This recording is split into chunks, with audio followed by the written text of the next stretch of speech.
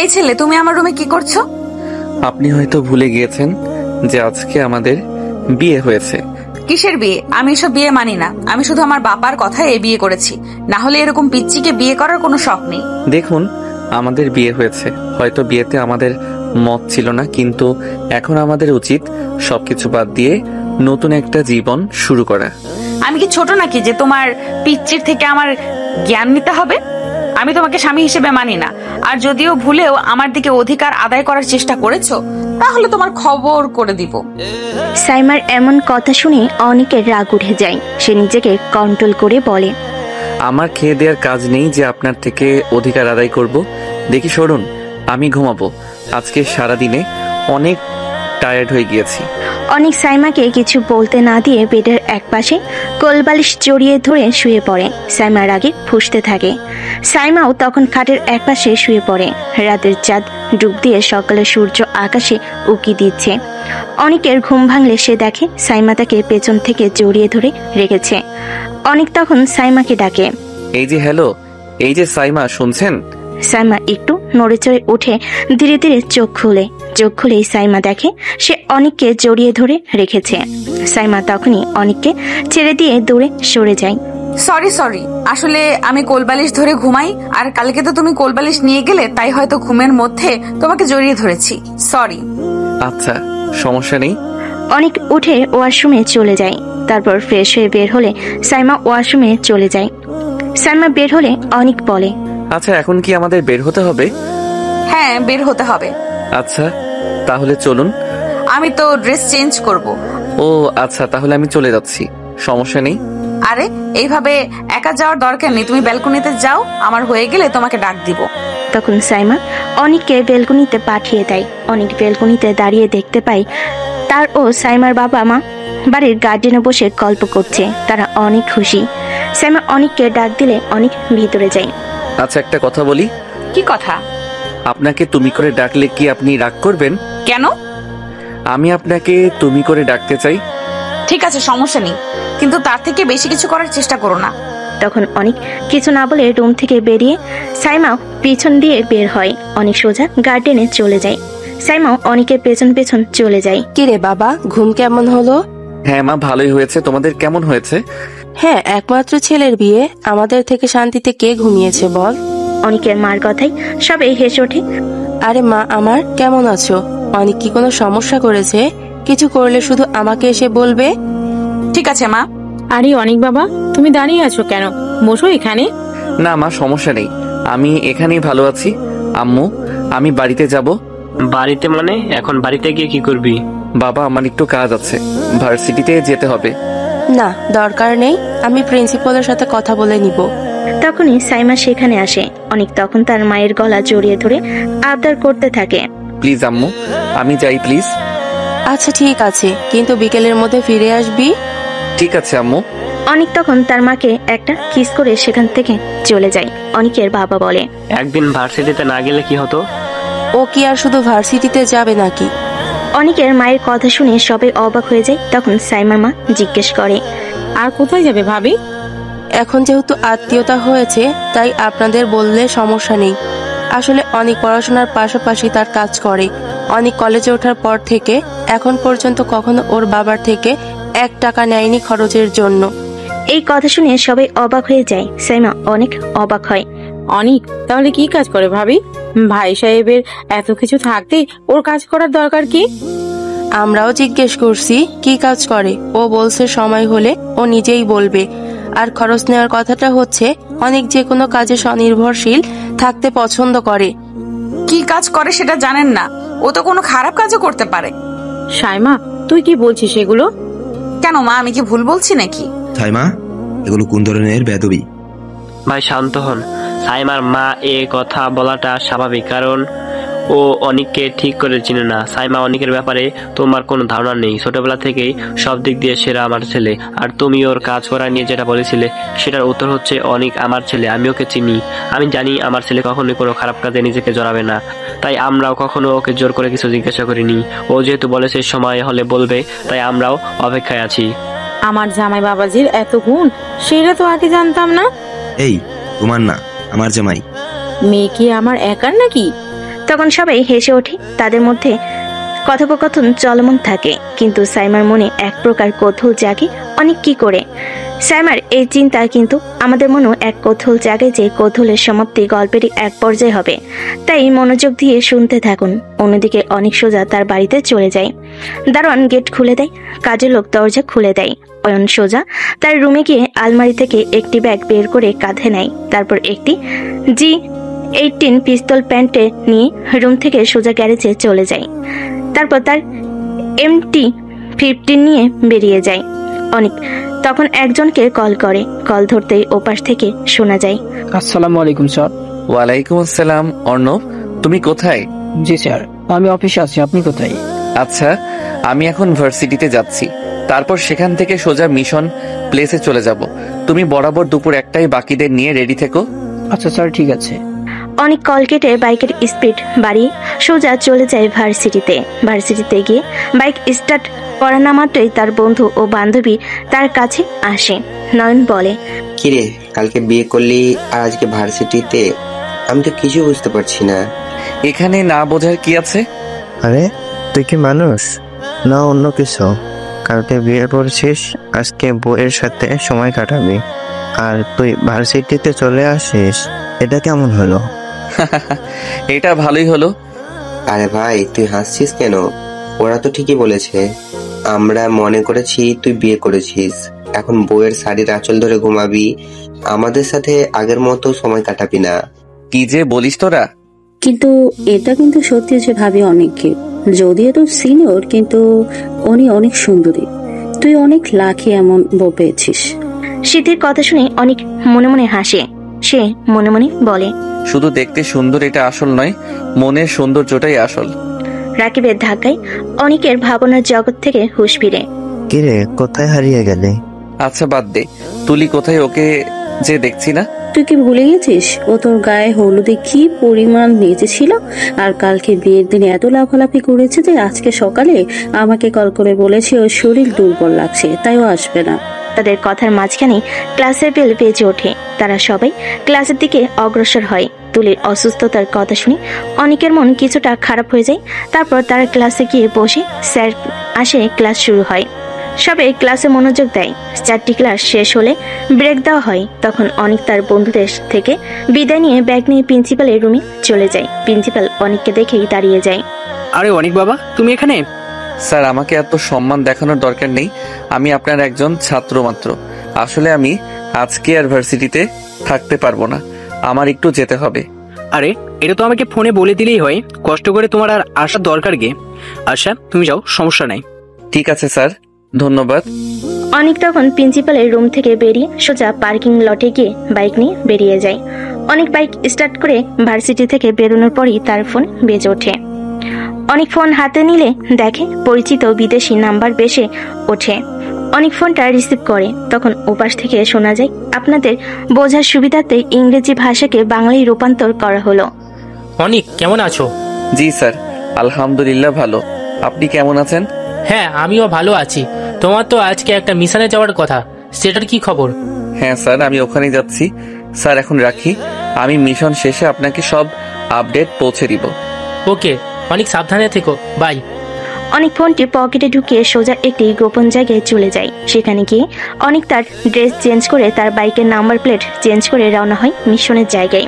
অনেক যখন গোপন মিশনে ব্যস্ত, সাইমা তখন বাড়িতে বসে অস্থিরতায় ভুগছিল। অনেকের হঠাৎ চলে যাওয়াটা তাকে ভাবাচ্ছিল। সে বারান্দায় গিয়ে দেখলো অনেকের বাবা মা, তার নিজের বাবা মা তখন গল্প করছে। তাদের মুখে হাসি লেগে আছে, যেন তারা অনেকের এই রহস্যময় জীবন সম্পর্কে কিছুই জানে না। সাইমার মনে প্রশ্ন জাগছিল, অনেকে সত্যি এমন একজন মানুষ যে নিজের খরচের জন্য পরিবারের উপর নির্ভরশীল নয়, নাকি এর পেছনে অন্য কোনো গল্প আছে? সাইমা মনে মনে বলে, আমার বাবা মাও কেমন, ছেলেটা সম্পর্কে কিছু না জেনেই বিয়ে দিয়ে দিল। অনেক কি এমন কাজ করে যেটা তার পরিবারেও জানে না? কোনো খারাপ কাজ নয় তো? সাইমারের চিন্তার মাঝে তার মা তাকে ডাকলেন। কিরে সাইমা, একা একা বারান্দায় কি করছিস? এদিকে আয়, গল্প করি। কিছু না মা, এমনি দাঁড়িয়েছিলাম। সাইমা অনিচ্ছা সত্ত্বেও তাদের গল্পের আশ্রয় গিয়ে বসলো। অনেকের মা অনেকের ছোটবেলার নানা গল্প বলছিল। কিভাবে অনেক স্কুলে বরাবর ফার্স্ট হতো, কিভাবে সে খেলাধুলায় ভালো ছিল, আর কিভাবে সে কোনোদিন কারোর কাছ থেকে অনেক সুবিধা নিত না। সাইমা অবাক হয়ে শুনছিল। সে ভেবেছিল অনেক হয়তো কোনো বখাটে ধরনের ছেলে হবে, কিন্তু অনেকের মার কথা শুনে সেই ধারণাগুলো ভাঙতে শুরু করলো। ও ছোটবেলা থেকেই একটু চুপচাপ ছিল, নিজের কাজ নিজে করতে পছন্দ করত। আর জানিস মা সাইমা, ও কিন্তু পড়াশোনার পাশাপাশি ভালো ছবি আঁকতে পারে। ওর আঁকা ছবি দেখে কত আর্ট গ্যালারির লোক ওকে প্রস্তাব দিয়েছিল। আর জানিস, ও নাচেও দারুণ পারদর্শী। ওর নাচ দেখলেই তুই মুগ্ধ হয়ে যাবি। কত পুরস্কার এনেছে ও, কিন্তু কোনোদিন নিজের ঢাক নিজে পেটাতো না। খুবই নিভৃতচারী। অনেকের মায়ের কথা শুনে সাইমা মনে মনে বলে, ছবি আঁকে, নাচেও পারদর্শী, এটা তো ভাবেনি। এই পিচ্চি ছেলেটার মধ্যে এত গুণ। সাইমার মনে তখন অনেককে নিয়ে এক নতুন কৌতূহল জন্ম নিচ্ছিল। যে ছেলেটাকে সে পিচ্চি আর অপদার্থ ভেবেছিল, সেই ছেলেটার মধ্যে এত গুণ লুকিয়ে আছে। সে নিজেকে ধিক্কা দিল। কেন সে এত তাড়াতাড়ি অনেককে বিচার করলো? অন্যদিকে অনেক তার বাইক নিয়ে দ্রুত গতিতে একটি পুরনো নির্জন ওয়ার হাউজের দিকে যাচ্ছিল। সে তার হেলমেট ঠিক করে নিল। তার চোখে এক ভিন্ন দৃঢ়তা ফুটে উঠল। তার পকেটে থাকা G18 পিস্তলটা যেন তার ক্ষমতার জানান দিচ্ছিল। ওয়ার হাউজের কাছাকাছি পৌঁছাতেই সে দেখল অন্যপার বাকি 12 জন লোক আগে থেকেই অপেক্ষা করছে। তাদের পরনে কালো পোশাক, তাদের মুখ ঢাকা। স্যার, আমরা প্রস্তুত। ভালো, তোমরা তোমাদের পজিশন নাও। মনে রাখবে, আজ আমাদের টার্গেট খুবই গুরুত্বপূর্ণ। সামান্য ভুলও আমাদের পুরো মিশন নষ্ট করে দিতে পারে। অনেকের কণ্ঠস্বরে কোনো জড়তা ছিল না, শুধু ছিল একজন পেশাদার মিশনে থাকা মানুষের দৃঢ়তা। সে দ্রুত ওয়ার হাউসের দিকে এগোতে লাগলো। ভেতরে ঢুকতেই দেখা গেল একটি বিশাল হলরুমের মাঝখানে কিছু ড্রাম রাখা আছে। অনেক ইশারায় তার দলের সদস্যদের বিভিন্ন স্থানে অবস্থান নিতে বলল। অনেক মাইক্রোফোনে বলে, অর্ণ, তুমি বাম দিকটা কভার করবে, রনি তুমি ডান দিকে, বাকিরা আমার সঙ্গে থাকবে। হঠাৎ ওয়ার হাউসের মূল দরজা খুলে গেল আর ভেতরে প্রবেশ করলো কিছু সশস্ত্র লোক। তাদের হাতে অত্যাধুনিক রাইফেল। অনেক দ্রুত একটি ড্রামের পিছনে আশ্রয় নিল। অনেক মাইক্রোফোনে বলে, টার্গেট চলে এসেছে, মনে রাখবে কাউকে বাঁচিয়ে রাখা যাবে না, কোনো প্রমাণ পেছনে রেখে যাওয়া চলবে না। হলরুমের ভেতরে শুরু হলো এক তীব্র গোলাগুলি। গুলির শব্দে ওয়ার হাউসের দেওয়ালগুলো কেঁপে উঠল। অনেক নির্ভুল নিশানায় তার G18 পিস্তল থেকে গুলি ছুটছিল আর তার প্রতিটি গুলি লক্ষ্য ভেদ করছিল। সে এতটাই ক্ষিপ্ত ছিল যে তার শত্রুরা তাকে ঠিকমতো দেখতেও পাচ্ছিল না। এই অনেক সে শান্ত নিরীহ কলেজ ছাত্র ছিল না যাকে সাইমা সকালে দেখেছে। এই অনেক ছিল একজন দক্ষ এবং নির্ভীক যোদ্ধা।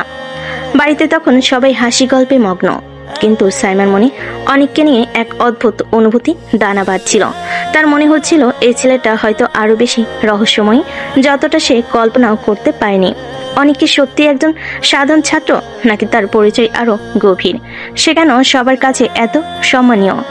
এটা কি তার বাবার কারণে, নাকি তার নিজের কোনো পরিচয় আছে? সবকিছু গল্পে থাকলেই জানতে পারবেন। ওয়ার হাউসের ভেতরে যুদ্ধ শেষ হলো। অনেকের দল ক্ষমতার সাথে শত্রুদের পরাস্ত করেছে। মেঝেতে জড়িয়ে ছিটিয়ে আছে নিথর দেহ আর অস্ত্রের ছড়াছড়ি। অনেকের মুখমণ্ডলে কোনো ক্লান্তি বা অস্থিরতা নেই, বরং এক ধরনের শান্ত তৃপ্তি। সে দ্রুত ইশারা করলো তার দলের সদস্যদের, আর দেরি নয়, কাজ শেষ, এবার ফেরার পালা। অর্ণব এবং বাকিরা দ্রুত প্রমাণগুলো সরিয়ে ফেলতে শুরু করলো। অনেক নিজে নিশ্চিহ্ন কোনো চিহ্ন যেন বাকি না থাকে। তার চোখে সেই একই দৃঢ়তা যা তাকে এই বিপজ্জনক কাজে টিকে থাকতে সাহায্য করে আর দ্রুত কাজ শেষ করে। অনেক ওয়্যার হাউস থেকে বেরিয়ে এলো। তার বাইকে উঠে হেলমেট পরার আগে সে একবার চারপাশটা ভালো করে দেখে নিল। নিশ্চিত হয়ে বাইক স্টার্ট দিল। শহরের কোলাহল মিশে গিয়ে খানিক সোজা তার গোপন ডেরায় পৌঁছালো। সেখানে পৌঁছে দ্রুত তার কালো পোশাক পরিবর্তন করে সাধারণ শার্ট প্যান্ট পরল। পকেট থেকে G18 পিস্তলটি বের করে যত্ন করে নির্দিষ্ট স্থানে রাখলো। বাইকের নাম্বার প্লেট বদলে দিল যাতে কেউ কোনো সূত্র খুঁজে না পায়। তার ভেতরে পেশাদার যোদ্ধা যেন মুহূর্তেই অদৃশ্য হয়ে গেল। ফিরে এলো সে নিরীহ কলেজ ছাত্রের বেশ গুছিয়ে সে তার বাইকটি গ্যারেজে রেখে সাইমাদের বাড়ির দিকে রওনা দিল। অন্যদিকে সাইমাদের বাড়িতে তখনও গল্পের আসর জমে আছে। অনেকের মা অনেকের নানা গুণের কথা বলে চলেছেন। সাইমা মন দিয়ে শুনছে আর অনেক সম্পর্কে তার ধারণাগুলো ধীরে ধীরে বদলাচ্ছে। সে ভাবছে এই ছেলেটা এত কিছু লুকিয়ে রেখেছে আর সে তাকে শুধুমাত্র পিচ্ছি ভেবেছিল। তার মনে এক অদ্ভুত আকর্ষণ অনুভব করেছে, সে আকর্ষণ আগে কখনো অনুভব করেনি। আমার জামাই বাবাজি বলে কথা, এত সব গুণ তো থাকবেই। এই তোমার না, আমার জামাই। মেয়ে কি তোমার একার নাকি? তাদের হাসি ঠাট্টার মধ্যেই দরজার কলিং বেলের শব্দ হলো। সাইমার বাবা গিয়ে দরজা খুলতেই অনিকের মা হাসি মুখে ভেতরে টেনে নিলেন। আরে বাবা, উনি এসে গেছো? আসো আসো, আমরা তোমার কথাই বলছিলাম। অনিককে দেখে সাইমা কিছুটা অপ্রস্তুত হয়ে উঠল। সে অনিকের দিকে আর চোখে একবার তাকালো, তারপর চোখ সরিয়ে নিল। অনিক সবার দিকে তাকিয়ে হাসলো। আসসালামু আলাইকুম, সবাই কেমন আছেন? ওয়ালাইকুম আসসালাম বাবা, আয় আয় বস এখানে। কি কাজ শেষ হলো? জি আম্মু, কাজ শেষ, একটু দেরি হয়ে গেল ফিরতে। এতক্ষণ কিসের কাজ বাবা? কি করো তুমি? অনিকের মা সাইমাকে ইশারা করলেন চুপ থাকতে। অনিক মৃদু হাসলো। তেমন কিছু না মা, একটু জরুরি কাজ ছিল। অনিকের জবাব শুনে সাইমার কৌতূহল আরো বাড়লো। এই ছেলেটা কিছুতেই নিজের কাজের কথা বলতে চাইছে না। সাইমা তখন হঠাৎ করে প্রশ্ন করলো, এতক্ষণ কোথায় ছিলে আর কিসের এত জরুরি কাজ? অনিক সাইমার দিকে তাকালো, তার চোখে এক ঝিলিক বিস্ময় ফুটে উঠলো। তারপর সে নিজেকে সামলে নিল। সাইমা বুঝতে পারলো সে হয়তো একটু বেশি প্রশ্ন করে ফেলেছে। কেন তোমার এত কৌতূহল কেন? কৌতূহল তো হবেই, তুমি সকালে কাজ আছে বলে চলে গেলে আর এখন ফিরলে। কি এমন কাজ যে তোমার পরিবারও জানে না? সাইমার প্রশ্নে কিছুটা নীরবতা নেমে এলো। অনিকের বাবা মা কিছুটা অস্বস্তিতে পড়লেন। অনিক হাসলো, সে হাসি যেন তার সব রহস্যকে আড়াল করে রাখছিল। কাজের কথা তো একদিন জানতেই পারবে, এত অস্থির হচ্ছ কেন? অনিকের এমন কৌশলী জবাবে সাইমা আরো বিরক্ত হলো। সে তখন অন্যদিকে মুখ ঘুরিয়ে নিল। অনিকের মা পরিস্থিতি হালকা করতে বলেন, আরে বাবা, অনেক তো এসেছে, এখন চলো সবাই মিলে কিছু খাই। অনিকের বাবা, তুমিও এসো। সবাই ডাইনিং টেবিলের দিকে এগিয়ে গেল।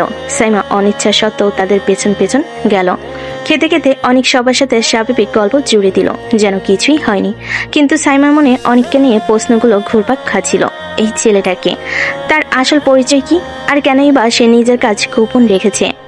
রাতে খাবার শেষ করে সবাই মিলে কিছুক্ষণ গল্প করলো। সাইমার বাবা মা এবং অনিকের বাবা মা তাদের নতুন সম্পর্কের সমীকরণ নিয়ে বেশ খুশি। তারা নানা খুনসুটি আর হাসি ঠাট্টায় মেতে উঠলেন। কিন্তু সাইমা এবং অনিক দুজনেই নিজেদের জগতে মগ্ন। সাইমা অনিকের রহস্যময় আচরণ নিয়ে ভাবছিল, আর অনিক যেন তার নিজের জগতে ডুব দিয়েছিল। একসময় অনিকের মা বলেন, তোমরা এখন রুমে যাও, সারাদিন নিশ্চয়ই অনেক ধকল গেছে। সাইমা অনিচ্ছা সত্ত্বেও উঠে দাঁড়ালো। অনেক পেছন পেছন রুমের দিকে গেল। রুমে ঢুকেই সাইমা নিজের বিছানার দিকে এগিয়ে গেল, যেন অনিকের উপস্থিতি তাকে অস্বস্তিতে ফেলছে। অনিক তখন সাইমার দিকে তাকিয়ে হাসলো। আচ্ছা সাইমা, তুমি কি আমাকে আজও কোলবালিশ মনে করে জড়িয়ে ধরবে? অনিকের কথায় সাইমা চমকে উঠল। তার গালে হালকা লালিমা দেখা দিল। কি বলছো এসব? একদম ফালতু কথা বলবে না। কিসের ফালতু কথা? গতকাল তো দেখলে আমাকে না পেলে তোমার ঘুমিয়ে আসে না। অনিক শোনো, আমি শুধু কোলবালিশ ধরে ঘুমাই, আর কালকে তুমি সেটা নিয়ে গিয়েছিলে আর ভুল করে এমন হয়েছে। একদম বাজে কথা বলবে না। ও, তাহলে আমার জন্য তোমার ঘুম নষ্ট হবে? তোমার শান্তির জন্য আমি না হয় কোলবালিশই হয়ে থাকি। অনিক সাইমার দিকে দুষ্টামি ভরা চোখে তাকালো। সাইমা তখন আরো রেগে গেল। বেশি বাড়াবাড়ি করবে না কিন্তু, আমার রাগিয়ে দিলে তোমার খবর আছে। বাব্বা, এত রাগ? নতুন বউয়ের তো এমন রাগ থাকা উচিত না। বরকে একটু আদর যত্ন করবে, মিষ্টি মিষ্টি কথা বলবে। অনিক সাইমার দিকে এক পা এগিয়ে যেতেই সাইমা দ্রুত সরে গেল। একদম কাছে আসবে না। তুমি কি ভুলে গেছো আমাদের বিয়েটা কেমন পরিস্থিতিতে হয়েছে?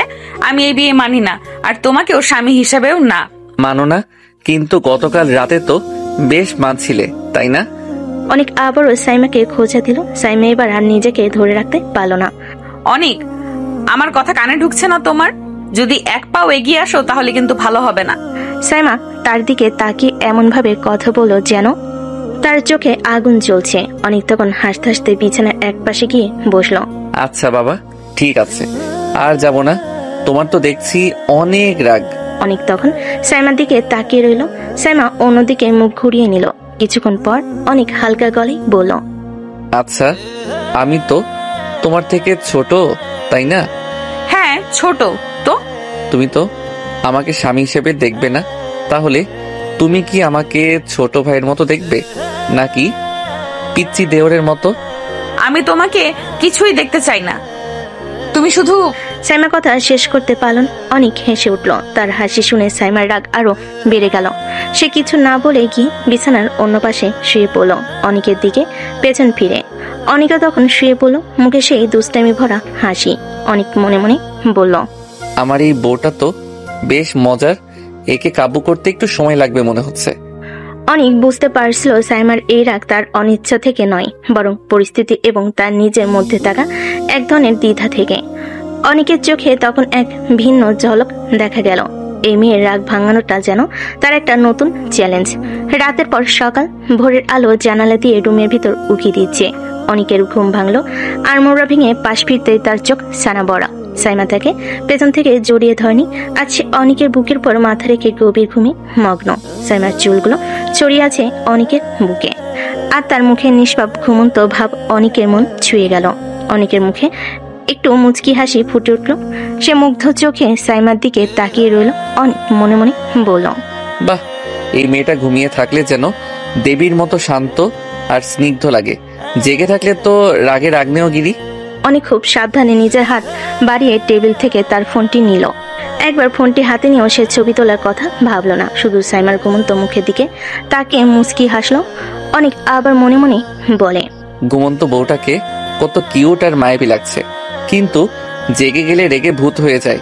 অনেক ফোনটা এক পাশে রাখলো। তার হাত সাইমার চুলের ওপর দিয়ে আলতো করে বুলিয়ে দিল। সাইমার নরম স্পর্শে অনেকের মনে এক অদ্ভুত ভালো লাগাই ভরে উঠল। এই মুহূর্তে সাইমার যত রাগ, যত দূরত্ব, সব যেন তুচ্ছ মনে হলো। অনেকের মনে হলো এই মুহূর্তটা যদি চিরকাল থাকতো। কিছুক্ষণ পর সাইমা নড়ে চড়ে উঠল। ঘুমের ঘর কাটতে সে ধীরে ধীরে চোখ খুলে সে দেখলো অনেক তার দিকে তাকিয়ে আছে এবং সে অনেকের বুকের উপর ঘুমিয়ে আছে। মুহূর্তে সাইমার মুখের রক্ত যেন জল হয়ে গেল। সে বিদ্যুৎ স্পৃষ্টের মতো অনেকের বুক থেকে সরে গেল। অনেক, তুমি আমার দিকে এভাবে তাকিয়ে আছো কেন? আর আমি তোমার বুকের উপর, কি হচ্ছে এসব? সাইমার মুখ লাল হয়ে গেল। তার চোখে এক ধরনের অস্বস্তি আর বিরক্তি ফুটে উঠল। অনেক তখনও হেসে চলেছে। কি হবে আবার? তুমি তো আমাকে জড়িয়ে ধরে ঘুমাচ্ছিলে, আমি তো শুধু দেখছিলাম। মিথ্যে কথা, আমি একদমই তোমাকে ধরিনি, তুমি হয়তো আমাকে টেনেছো। আমি তো ঘুমিয়েছিলাম, তুমি তো নিজে এসে আমার বুকে মাথা রেখে ঘুমালে। অনেকের কথা শুনে সাইমার চোখ বড় বড় হয়ে গেল। সে রাগে ফুঁসতে ফুঁসতে অনেকের দিকে এগিয়ে এলো। অনেক বুঝতে পারলো সাইমার রাগ তখন চরমে। সে দ্রুত বিছানা থেকে উঠে দাঁড়ালো। আরে শান্ত হও, রাগলে তোমাকে আরো বেশি সুন্দর লাগে, কিন্তু তাই বলে এত রাগ? আচ্ছা বাবা, আমি ওয়াশরুমে যাচ্ছি, তুমি ফ্রেশ হয়ে নাও। অনেক আর কোনো কথা না বলে ওয়াশরুমের দিকে হাঁটা দিল। সাইমার রাগে চোখ বন্ধ করে একটা দীর্ঘশ্বাস ফেলল। এই ছেলেটা তাকে দিনে দিনে আরো বেশি বিরক্ত করছে, কিন্তু তার মনে কোথাও একটা চাপা হাসি ফুটে উঠল। অনেকের দুষ্টামিগুলো তার খারাপ লাগছিল না, বরং এক নতুন অনুভূতি দিচ্ছিল। সাইমা মনে মনে বলে, ছি, কেমন লজ্জা লাগছে, আমি কি সত্যি ওকে এইভাবে জড়িয়ে ধরেছিলাম? সাইমার মনে ছিল তখন মিশ্র অনুভূতি, রাগ, বিরক্তি, লজ্জা আর এক অদ্ভুত ভালো লাগা। অনেকের এই অপ্রত্যাশিত আচরণটাকে ভাবিয়ে তুলছে। এবার কি সাইমা অনেকের এই দুষ্টামিগুলো মানিয়ে নিতে পারবে, নাকি তাদের সম্পর্ক আরো জটিল হবে? চলুন দেখা যাক সামনে কি হয়। অনেক ওয়াশরুম থেকে ফ্রেশ হয়ে বেরোতেই সাইমা তাড়াতাড়ি করে ওয়াশরুমে চলে গেল। তার মুখে তখনও গত রাতের ঘটনার রেশ। অনেক হাসলো। সাইমা ফ্রেশ হয়ে বেরোলে তারা দুজনে একসাথে নিচে গেল। নিচে গিয়ে দেখলো পরিবারের সবাই নাস্তার টেবিলে বসে আছে। সাইমার মা তাদের দেখে হাসি মুখে ইশারা করলেন বসতে। তারা দুজনে টেবিলে গিয়ে বসলো। নাস্তা করার এক পর্যায়ে অনেকের বাবা সাইমাকে উদ্দেশ্য করে বলেন, সাইমা মা, তুমি তৈরি হয়ে নিও। কিন্তু কেন বাবা? আজকে থেকে তোমাকে তোমার নতুন ঠিকানায়, অর্থাৎ তোমার শ্বশুর বাড়িতে থাকতে হবে, যেটা এখন তোমার নিজেরই নতুন বাড়ি। অনেকের বাবার কথাই সাইমার মুখটা ফ্যাকাশে হয়ে গেল। সে ইতস্তত করে বলল, কিন্তু বাবা, এত তাড়াতাড়ি? অনেকের মা তখন সাইমার হাত ধরে বললেন, সাইমা, একদিন তো যেতেই হবে, এখন তাড়াতাড়ি বলে লাভ নেই। বিয়ের প্রথম কয়েকদিন এরকম সবারই কষ্ট হয়, বাবার বাড়ি ছেড়ে চলে যেতে, কিন্তু পরে ধীরে ধীরে মানিয়ে নেওয়া যায়।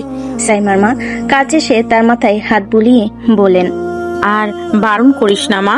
মায়ের কথায় সাইমার চোখ ভিজে উঠল। সে কোনো মতে বলল, না। আচ্ছা, আমি তৈরি হয়ে নিব। নাস্তা শেষে সাইমা আর অনেক তাদের রুমে গেল। সাইমা তখনও মনমরা হয়েই ছিল। সে আলমারি খুলে তার জামা কাপড় গোছাতে লাগলো এবং কিছু গুরুত্বপূর্ণ জিনিসপত্র ব্যাগে ভরতে শুরু করলো। অনেক লক্ষ্য করলো সাইমার মন খারাপ। সে চুপচাপ সাইমার পাশে গিয়ে দাঁড়ালো। মন খারাপ করছো কেন? একদিন তো যেতেই হবে। সাইমা কোনো উত্তর দিল না, শুধু নীরবে তার জিনিস গোছাতে লাগলো। অনেক সাইমার কাঁধে আলতো করে হাত রাখলো। এভাবে কাঁদছো কেন?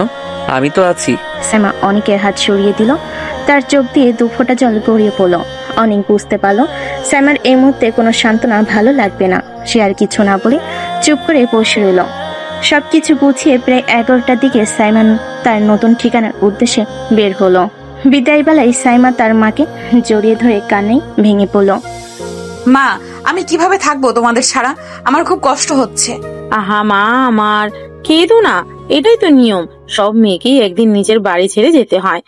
আমরা তো সব সময় তোমার পাশেই আছি। আর অনেক তো আছে তোমার সাথে, ও খুব ভালো ছেলে, দেখিস ও তোকে অনেক ভালোবাসবে। আমার কেন জানি খুব ভয় লাগছে মা। ভয় কিসের মা? সব ঠিক হয়ে যাবে। যখনই মন খারাপ হবে আমাদের ফোন করবি, আমরা তো আছি। সাইমার মা তাকে বুকে টেনে নিয়ে সান্ত্বনা দিলেন। সাইমা অশ্রুসিক্ত চোখে সবাইকে বিদায় জানিয়ে গাড়িতে গিয়ে বসলো। গাড়িতে বসেও তার মন খারাপ ছিল, সে হালকা কাঁদছিল। অনেক ড্রাইভিং সিটে বসে একবার সাইমার দিকে তাকালো। সাইমার ভেতরে কষ্টটা সে বুঝতে পারছিল। কিছুক্ষণ পর গাড়ি অনেকের বাড়ির সামনে এসে থামলো। বিশাল সিমসাম বাড়িটা দেখে সাইমা একটা দীর্ঘশ্বাস ফেললো। আজ থেকে এটাই তার নতুন ঠিকানা, নতুন একটা জীবন, অজানা একটা যাত্রা। অনেক আর সাইমা গাড়ি থেকে নামলো। তাদের পেছন পেছন বাকিরাও সবে মিলে বাড়ির ভিতর প্রবেশ করলো। অনেকের মা হাসি মুখে সাইমার দিকে এগিয়ে এলেন। এসো মা সাইমা, এটাই তোমার নতুন বাড়ি, নিজের বাড়ি মনে করবে। জি মা। আর চিন্তা করো না, এখানে সবাই তোমাকে ভালোবাসবে। কোনো কিছুর দরকার হলে আমাকে বলতে দ্বিধা করবে না। ঠিক আছে মা। কথা শেষ হলে সাইমা অনেকের পিছে পিছে তাদের রুমে গেল। রুমে ঢুকে সাইমা পুরোই অবাক হয়ে গেল। অনেকের রুমটি খুব সুন্দর গোছানো এবং অনেক সুন্দর ছিল। চারিদিকে দেওয়ালের পেন্টিং, মোটিভেশনাল স্পিচ লাগানো, সুন্দর ফার্নিচার ও লাক্সারিয়াস ডিজাইন, সবকিছু মিলে রুমটি ছিল পুরাই পারফেক্ট। সাইমার মনে পড়ল অনেকের মায়ের কথাই, আমার ছেলে সব দিক থেকে পুরাই পারফেক্ট। অনেকের রুমটি যেন তারই একটি প্রতিফলন। সাইমা তার ব্যাগ থেকে জামা কাপড় বের করতে শুরু করলো। অনেক আলমারির একটি সাইড খালি করে দিল। সাইমা নিজের জামা কাপড় গোছাচ্ছিল আর অজান্তেই তার নিজের বাড়ির কথা মনে পড়ছিল। পুরনো স্মৃতিগুলো তার চোখের জল এনে দিল। সাইমার অজান্তেই তার চোখ দিয়ে 2 ফোঁটা পানি গড়িয়ে পড়ল। সে তখন সামনের দিকে ফিরতে অনেক লক্ষ্য করলো সাইমার চোখে পানি। অনেক বুঝতে পারলো সাইমার চোখে পানি আসার কারণ। সে ধীর পায়ে সাইমার কাছে এগিয়ে গেল। কি হলো, কাঁদছো কেন? তোমার কি খুব খারাপ লাগছে? সাইমা কোনো উত্তর না দিয়ে শুধু মাথা নাড়ল। অনেক সাইমার কাঁধে হাত রাখলো। ঠিক তখনই সাইমা অনেককে সজোরে জড়িয়ে ধরে কান্নায় ভেঙে পড়ল।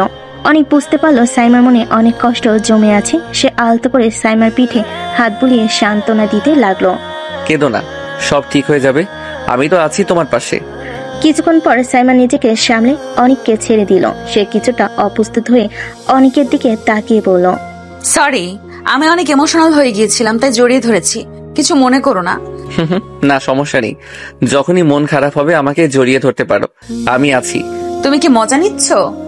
অনেকের কথা শুনে সাইমা কিছুটা অবাক হলো। তার চোখে এক ঝলক হাসি দেখা গেল।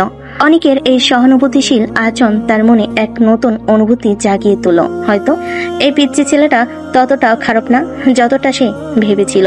এই নতুন বাড়িতে সাইমার জীবন কেমন কাটবে? অনেকের এই অনুভূতি কি সাইমার প্রতি তার মনোভাব বদলে দেবে? সামনে দেখা যাবে কি হয়। সেদিন রাতে ডিনারের সময় অনেকের বাবা অনেককে উদ্দেশ্য করে বলেন, অনেক, সাইমাকে কালকে তোদের ভার্সিটিতে ভর্তি করিয়ে দিস। অনেক তার বাবার কথাই সম্মতি জানিয়ে মৃদু হাসলো। জি বাবা, কালকেই নিয়ে যাব। এরপর রাতের খাবার শেষে তারা রুমে ফিরল। সাইমার মন অনেকটা শান্ত হলো। অনেকের দুষ্টামি তখনও অব্যাহত। রুমে ঢুকেই অনেক দুষ্টামি ভরা চোখে সাইমার দিকে তাকালো। আচ্ছা সাইমা, আজ রাতে কি আমার বুকের উপর ঘুমানোর প্ল্যান আছে, নাকি কোলবালিশ ধরে ঘুমাবে? অনেক, একদম বাজে কথা বলবে না। আমি কোথায় ঘুমাবো সেটা আমার ব্যাপার, তুমি নিজের জায়গায় যাও। অনেক এক পা এগোতেই সাইমা দ্রুত সরে গেল। আহা, এত দূরে কেন? কাছে এসো না, সারাদিন তো ছিলে না, একটু গল্প করি। গল্প করার কোনো দরকার নেই, তুমি নিজের জায়গায় যাও বলছি। অনেক হেসে বলল, ইস, আমার রাগী বউ, রাগলে তো আরো সুন্দর লাগে। অনেক বাড়াবাড়ি করলে কিন্তু ভালো হবে না। অনেক সাইমার রাগ দেখে আরো হাসলো। তারপর বিছানার এক পাশে গিয়ে শুয়ে পড়লো। সাইমা অন্যদিকে মুখ ফিরিয়ে শুয়ে পড়লো। এই নতুন পরিবেশে অনেকের এই স্বাভাবিক দুষ্টামি ভরা আচরণ যেন সাইমার একাকিত্ব কিছুটা হলো দূর করে দিচ্ছিল। পরের দিন সকাল, আজও একই দৃশ্য। অনেকের ঘুম ভাঙতে দেখলো সাইমা তার বুকের উপর মাথা রেখে শান্তিতে ঘুমোচ্ছে। অনেক হেসে সাইমার কপালে আলতো করে একটা চুমু খেলো। অনেক মনে মনে বলে, আমার এই রাগী বউটা ঘুমিয়ে থাকলে যেন অন্যরকম হয়ে যায়, কি মায়াবী লাগে। কিছুক্ষণের মধ্যেই সাইমার ঘুম ভাঙলো। চোখ খুলে এসে দেখলো অনেক তার সামনের দিকে তাকিয়ে হাসছে। সাইমার সঙ্গে সঙ্গে চমকে উঠে অনেকের বুক থেকে সরে গেল। অনেক, তুমি এইভাবে তাকিয়েছিলে কেন? আর আমি? কি ঘুম ভাঙতে এমন রেগে ভূত হয়ে গেলে? গতকাল রাতে তো বেশ আরাম করে ঘুমোলে আমার বুকে। অনেক, একদম বাজে কথা বলবে না। আমি ভুল করে এমন করেছি। অনেক হেসে উঠে ওয়াশরুমে চলে গেল। সাইমার আগে ফুসতে ফুসতে উঠে বসলো। সকালে নাস্তা সেরে তারা দুজনেই ভার্সিটির উদ্দেশ্যে বেরোনোর জন্য প্রস্তুত হলো। অনেক তার বাইকের চাবি নিতে নিতে সাইমাকে বলল, তুমি দাঁড়াও, আমি বাইকটা নিয়ে আসছি। না, দরকার নেই, আমি তোমার সাথে যাব না। কিন্তু কেন, কি হয়েছে? না, এমনিতেই যাব না, ভালো লাগছে না। তাহলে যাবে কিভাবে? আমি গত রাতে বাবাকে বলে রেখেছি। উনি বলেছেন আমাকে একজন ড্রাইভার দিবেন। উনি আমাকে ভার্সিটিতে আনা নেওয়া করবেন। অনেক কিছুটা হতাশ হলো। সাইমার সাথে আরো কিছুটা সময় কাটানোর সুযোগ হাতছাড়া হয়ে গেল। কিন্তু সে মুখে হাসি টেনে বলল, আচ্ছা ঠিক আছে, তোমার যেভাবে সুবিধা হয়। ড্রাইভার তখনও আসেনি, তাই সাইমা অপেক্ষা করছিল। অনেক তখন তার বাইকটি নেওয়ার জন্য গ্যারেজে ঢুকলো। সাইমা তার পিছে পিছে গ্যারেজে ঢুকতে তার চোখ দুটো বড় বড় হয়ে গেল। সে অনেকের এত দামি গাড়ি এবং বাইকের কালেকশন দেখে অবাক হয়ে গেল। স্পোর্টস বাইক থেকে শুরু করে বিলাসবহুল গাড়ি সবই থরে থরে সাজানো। এগুলো কি সব তোমার? হ্যাঁ, এগুলো সব আমার নিজের টাকায় কেনা। অনেকের কথা শুনে সাইমা অবাকের পর অবাক হলো। একজন কলেজ ছাত্র এত টাকা কিভাবে উপার্জন করে? তার রহস্যময় জীবনের আরেকটা দিক যেন সাইমার সামনে উন্মোচন হলো। অনেক তখন একটি R15 বাইকে স্টার্ট দিয়ে সাইমাকে বলে, তাহলে ভার্সিটিতে দেখা হচ্ছে। এটা বলেই অনেক বাইকে টান দিয়ে ঝড়ের বেগে চলে গেল। সাইমা হতভম্ব হয়ে তাকিয়ে রইল। কিছুক্ষণ পর সাইমার ড্রাইভার আসলো। সাইমার গাড়িতে উঠে বসে ভার্সিটির জন্য রওনা দিল। সাইমা যখন ভার্সিটিতে পৌঁছালো, গাড়ি থেকে নামলো, তখনই অনেক তার সামনে এসে দাঁড়ালো। চলো। অনেক সাইমাকে নিয়ে প্রিন্সিপালের রুমে চলে গেল। প্রিন্সিপাল অনেককে দেখে চেয়ার ছেড়ে উঠে দাঁড়ালেন। আরে অনেক বাবা, এসো এসো। অনেক ইশারা দিয়ে অনেকে বসতে বলল। সাইমা অনেকটা অবাক হয়ে গেল। অনেকের প্রতি প্রিন্সিপালের এই সম্মান দেখে সাইমার মনে নতুন প্রশ্ন জাগলো। এরপর সকল ভর্তির কাজ শেষ করে অনেক সাইমাকে নিয়ে তার বন্ধুদের কাছে গেল। কিরে অনেক, তুই একা এলি কেন? ভাবি কই?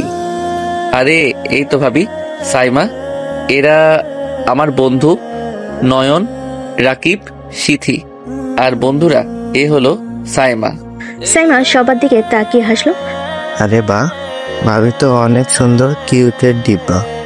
আমি আগেই বলেছিলাম অনেক অনেক লাকি। ভাবি কেমন আছেন? জি, ভালো আছি। তার কিছুক্ষণ গল্প করলো। সাইমা দেখলো অনেকের বন্ধুরা বেশ সহজ এবং বন্ধুত্বপূর্ণ। তাদের সাথে কথা বলতে তার ভালোই লাগছিল। তারপর অনেক সাইমাকে তার ক্লাসে পৌঁছে দিল। এই তোমার ক্লাস, কিছু লাগলে আমাকে ডেকো। ঠিক আছে। সাইমাকে বিদায় দিয়ে অনেক নিজের ক্লাসে চলে এলো। সাইমা ক্লাসে ঢুকলো, কিন্তু তার মনটা তখনও অনেকের রহস্যময় জগৎ আর তার বন্ধুদের সাথে হওয়া কথোপকথন নিয়ে আচ্ছন্ন ছিল। ভার্সিটির ক্লাস শেষ হলো। সাইমা তার ক্লাস থেকে বেরিয়ে অনেককে খুঁজছিল। ঠিক তখনই অনেক সাইমার সামনে এসে দাঁড়ালো। অনেকের মুখে দুষ্টু হাসি। সে সাইমার দিকে তাকিয়ে জিজ্ঞেস করলো, কি বউ, আমাকে খুঁজছিলে তাই না? আমার আর খেয়ে দেয়ে কাজ নেই। সাইমা অনেককে আর কিছু না বলে সোজা গিয়ে গাড়িতে উঠে পড়লো। অনেক তাকে পেছন থেকে কয়েকবার ডাকলো। সাইমা পাত্তা না দিয়ে সোজা গাড়িতে উঠে পড়লো। সাইমার এমন আচরণ দেখে অনেক কিছুটা কষ্ট পেল। সে একটা দীর্ঘশ্বাস ফেলে তার বাইকের দিকে এগিয়ে গেল। তারপর অনেক সোজা তার অফিসে চলে গেল। গেট দিয়ে ঢুকতেই দারোয়ান স্যালুট করলো। অফিসের ভিতর ঢুকলে সবাই তাকে স্যার বলে কুশল বিনিময় করলো। অনেক গিয়ে তার কেবিনে বসলো। তখন সেখানে অর্ণব আসলো। May I come in sir? হ্যাঁ, আসো। অর্ণব হাতে কয়েকটা ফাইল নিয়ে ভেতরে আসলো। স্যার, আমাদের এই 4টি ফাইল কমপ্লিট হয়েছে। এই সবগুলো মিশন আমরা ভালোভাবে কমপ্লিট করতে পেরেছি। এখন বাকি একটি ফাইল নতুন এসেছে। এটা হচ্ছে GZ গ্রুপ ফাইল। কেউ তাদের ব্যাপারে কোনো খোঁজ খবর জানে না। এখন এনএসআই হেড অফিস থেকে আমাদের সিআইডিতে এই কেসটি সলভ করার জন্য রিকোয়েস্ট করা হয়েছে, আর আমেরিকার হেড অফিস থেকে আপনাকে এই কেসটি সলভ করার জন্য রিকোয়েস্ট করা হয়েছে। আচ্ছা ঠিক আছে, তুমি যাও, আমি দেখছি। আর এই ফাইলটার একটা কপি আমার জিমেইলে পাঠিয়ে দাও। অর্ণব ঠিক আছে বলে রুম থেকে চলে গেল। তারপর অনেক একটি দীর্ঘশ্বাস ফেলে ফাইলটি হাতে নিল। ফাইলটি দেখছিল, তখনই তার চোখ আটকে গেল ফাইলের নামের উপরে থাকা একটি নামে উপর। নামটি ছিল সাইম চৌধুরী, যাকে জিজেড গ্রুপের লিডার হিসেবে ধরা হয়েছে এবং যার নামে সবচেয়ে বেশি মামলা রয়েছে। অনেকের মনে আসলে যে সাইমাদের ফ্যামিলি টাইটেল হচ্ছে চৌধুরী আর সাইমার বড় ভাইয়ের নাম হচ্ছে সাইম চৌধুরী। অনেকের কিছুটা সন্দেহ হলো, এটাই কি সেই সাইম চৌধুরী? অনেক ফাইলে থাকা সাইম চৌধুরীর সম্পর্কে যত তথ্য আছে সবগুলো ছবি তুলে নিল। তারপর ছবিগুলো এক জায়গায় পাঠিয়ে কল করলো অনেক ফোনে। যত তথ্য দিয়েছি এই সকল তথ্যের ভিত্তিতে লোকটির একটি ছবি খুঁজে বের করো। কথাটি বলেই অনেক ফোন কেটে দিল। তারপর অনেক চেয়ার থেকে উঠে দাঁড়ালো, কেবিন থেকে বেরিয়ে তার বাইক নিয়ে আবার বাড়ির উদ্দেশ্যে রওনা হলো। বাড়িতে পৌঁছে অনেক বাইক পার্কিং করে বাড়িতে প্রবেশ করলো। তখনই সাইমা তার সামনে এসে দাঁড়ালো। এতক্ষণ কোথায় ছিলে? এমনিতে তেমন কিছু না, অল্প একটু কাজ ছিল আর কি। কি কাজ বলো আমাকে? অনেকের কথা এড়িয়ে যাওয়ার চেষ্টা করলো, কিন্তু সাইমা একের পর এক প্রশ্ন করতে লাগলো। তুমি তো সবসময় বলো কাজ ছিল, কিন্তু কি কাজ তা কখনো বলো না। তুমি কি কিছু লুকাচ্ছ আমার থেকে? আরে না, তেমন কিছু না। এখন এসব নিয়ে কথা বলতে ইচ্ছে করছে না, আমি একটু ফ্রেশ হয়ে আসি। ঠিক তখনই অনেকের মা সেখানে এসে সাইমাকে থামালেন। আহা সাইমা এসেছে তো, এখন একটু ফ্রেশ হতে দাও। এভাবে অনেক দ্রুত রুমে চলে গেল। সাইমা অনেকের মায়ের দিকে তাকিয়ে রইল। তার মনে তখনও সাইম চৌধুরীকে নিয়ে ঘুরপাক খাচ্ছিল। এক অজানা আশঙ্কার মেঘ। সাইমা কি অনেকের রহস্যময় জীবনের গভীরে প্রবেশ করতে পারবে, নাকি এই রহস্য তাদের সম্পর্কে নতুন দেওয়াল তৈরি করবে? জিজেড গ্রুপের সাইম চৌধুরী কি সত্যি সাইমার ভাই? সবকিছুর উত্তর জানতে হলে গল্পের সাথেই থাকুন। অনেক রুমে চলে যেতেই সাইমা গভীর চিন্তায় মগ্ন হয়ে গেল। সাইম চৌধুরী, জিজেড গ্রুপ, এই সব কিছুর সাথে তার অনেকের কি সম্পর্ক? অনেকের রহস্যময় জীবন যেন আরো জটিল হয়ে উঠেছে। সাইমা মনে এক মিশ্র অনুভূতি, রাগ, কৌতূহল আর এক অজানা আকর্ষণ। সেদিন রাতে ডিনারের পর সবার সাথে স্বাভাবিক গল্প হলেও সাইমা আর অনেক দুজনে যেন নিজেদের জগতে ছিল। অনেক বারবার সাইমার দিকে আর চোখে তাকাচ্ছিল, আর সাইমা অনেকের দিকে তাকানোর চেষ্টা করছিল। ডিনার পর সবাই যার যার রুমে চলে গেল। রুমে ফিরে সাইমা আর অনেকের মধ্যে আবারও সেই দুষ্টামি শুরু হলো। কি সাইমা, আজও কি আমার বুকের উপর ঘুমিয়ে পড়ার ইচ্ছে আছে? অনেক আবার শুরু করেছো? চুপচাপ নিজের জায়গায় যাও। অনেক দুষ্টু হেসে সাইমার দিকে একবার এগিয়ে গেল। আরে বাবা, এত রাগ কেন? স্বামী স্ত্রীতে একটু দুষ্টুমি তো করাই যায়। স্বামী স্ত্রী? আমি তোমার স্ত্রী নই, আর তুমি আমার কাছে আসার চেষ্টা করবে না। সাইমা সরে যেতেই অনেক তার হাত ধরে ফেললো। সাইমা চমকে উঠল। এত দূরে সরে থাকলে কিভাবে হবে? কাছে এসো। অনেক, হাত ছাড়ো বলছি। অনেক সাইমার চোখের দিকে তাকে একটা রহস্যময় হাসি দিল। সাইমা সেই হাসিতে কিছুটা বিচলিত হলো। অনেক সাইমার হাত ছেড়ে দিল, তারপর বিছানার এক পাশে গিয়ে শুয়ে পড়ল। সাইমা দীর্ঘশ্বাস ফেলে অন্য পাশে শুয়ে পড়ল, অনেকের দিকে পিছন ফিরে। সাইমা মনে তখনও অনেকের সম্পর্কে রেশ। তার রাগ ধীরে ধীরে এক অজানা অনুভূতির কাছে হার মানতে শুরু করছিল। পরদিন সকাল, ভোরে আলো রুমের জানালাতে প্রবেশ করতেই অনেকের ঘুম ভাঙলো। বাষ্পিতে তার ঠোঁটে হাসি ফুটে উঠল। সাইমা আজও তার খুব কাছে, কিন্তু এবার সে অনেককে জড়িয়ে ধরে ঘুমায়নি, বরং সাইমার মাথা অনেকের বালিশে আর তার হাত অনেকের বুকের উপর আলতো করে রাখা। অনেক সাবধানে হাত দিয়ে সাইমার চুলগুলো সরিয়ে দিল। সাইমার ঘুমন্ত মুখটা দেখে মনে এক অদ্ভুত প্রশান্তি অনুভব হলো। এই শান্ত সাইমাকে দেখে অনেক আরো বেশি মায়াবী বলে মনে হলো। অনেক মনে মনে বলে, এই মেয়েটা যখন ঘুমিয়ে থাকে তখন আর রাগ থাকে না, একদম নিষ্পাপ লাগে। বেশ কিছুক্ষণ পর সাইমা নড়ে চড়ে উঠলো। সে ধীরে ধীরে চোখ খুলো। চোখ খুলেই অনেককে পাশে দেখে চমকে উঠলো। তার হাত অনেকের বুকের উপর রাখা ছিল। সে দ্রুত হাত সরিয়ে নিল। কি হলো, তুমি এভাবে তাকিয়েছিলে কেন? তুমি তো আমার এত কাছে ঘুমাচ্ছ, তাই দেখছিলাম। সাইমা লজ্জা পেয়ে গেল। তার মুখ লাল হয়ে উঠলো। আমার আর কোনো কাজ নেই যে তোমার কাছে এসে ঘুমাবো, হয়তো ঘুমের ঘোরে এমন হয়েছে। আহা, ঘুমের ঘরেই হোক বা ইচ্ছাকৃত, তুমি তো বেশ আরামেই ঘুমাচ্ছ আমার পাশে। সাইমা অনিকের কথাই আরো বেশি রেগে গেল। সে দ্রুত বিছানা থেকে উঠে দাঁড়ালো। তুমি একটা বাজে ছেলে, তোমার সাথে কথা বলাই বোকামি। অনেক হেসে উঠে ওয়াশরুমে চলে গেল। সাইমা তার দিকে তাকিয়ে একটা দীর্ঘশ্বাস পেল। অনেকের এই দুষ্টামিগুলো তার খারাপ লাগছিল না, বরং মনে হচ্ছিল তাদের সম্পর্কের দূরত্ব যেন ধীরে ধীরে কমছে। কিন্তু অনেকের লুকানো জীবনের রহস্য তাকে এখনো ভাবাচ্ছিল। সকালে খুনছুটির পর অনিক আর সাইমা আলাদাভাবে ভার্সিটির উদ্দেশ্যে রওনা দিল। অনিক তার বাইকে আর সাইমা ড্রাইভারের গাড়িতে। ভার্সিটিতে প্রবেশ করা না মাত্রই অনেক দেখতে পেল সব শিক্ষার্থী নোটিশ বোর্ডের সামনে ভিড় করে দাঁড়িয়ে আছে। কৌতূহলবশত অনেক বাইক পার্ক করে নোটিশ বোর্ডের সামনে গেল। নোটিশ বোর্ডে বড় বড় অক্ষরে লেখা ছিল 20 তারিখ কাপল ডান্স কম্পিটিশন। এইটা দেখে অনেকের মুখে একটা চওড়া হাসি ফুটে উঠল। তারপর সে সেখান থেকে তার বন্ধুদের কাছে চলে গেল। নয়ন, রাকিব আর সিথি আগে সেখানে দাঁড়িয়েছিল। কি রে অনেক, এবার তো মনে হয় আবার ফার্স্ট প্রাইজ নিয়ে যাবি। দেখা যাক। আরে ভাই, তোর তো কোনো কম্পিটিশনই হয় না। প্রতিবার তুই আর তুলি মিলে সবার মাথা ঘুরিয়ে দিস। এবারও নির্ঘাত তোরাই জিতবি। হ্যাঁ রে, তুলি তো তোর পার্টনার, ও তোকে ছাড়া নাচেই না। আরে ধর, এবার হয়তো তুলি পারবে না। কেন রে, কি হয়েছে তুলির? ওর শরীরটা একটু খারাপ, কালকে রাতেও দেখলাম বেশ দুর্বল। ও তাহলে তো মুশকিল, তোর মতো পার্টনার আর পাবি কই। অনেকের মনে তখন নাচের এই প্রতিযোগিতা এবং তার নতুন পার্টনার কে হতে পারে সেই চিন্তা ঘুরপাক খাচ্ছিল। তার বন্ধুরা তখনও তাদের প্রতিযোগিতার বিষয় নিয়ে আলোচনা করছিল। তাহলে কি এবার তোর যেতে হবে না রে, নাকি নতুন কোনো পার্টনার খুঁজেছিস? সময় হলে জানতে পারবি। কথোপকথন চলতে চলতে ক্লাসে বেল বেজে উঠল। সবাই ক্লাসের দিকে রওনা দিল। অনেক ক্লাসে ঢুকতে তার মাথায় তখনও ঘুরছে সেই কাপল ডান্স কম্পিটিশন আর কে তার নতুন পার্টনার হতে পারে। এই প্রতিযোগিতা কি অনেকের জীবনে নতুন কোনো দিকে মনে নেবে? সেদিন ভার্সিটিতে সাইমার সাথে অনেকের তেমন কোনো কথা হলো না। ক্লাস শেষে অনেক সোজা তুলিদের পাশে চলে যায়। তুলির মা অনেককে দেখে হাসি মুখে ভেতরে ডেকে নেন। অনেক তুলির রুমে গিয়ে দেখে তুলি বিছানায় শুয়ে আছে। কে রে তুলি, এখন তোর কি অবস্থা?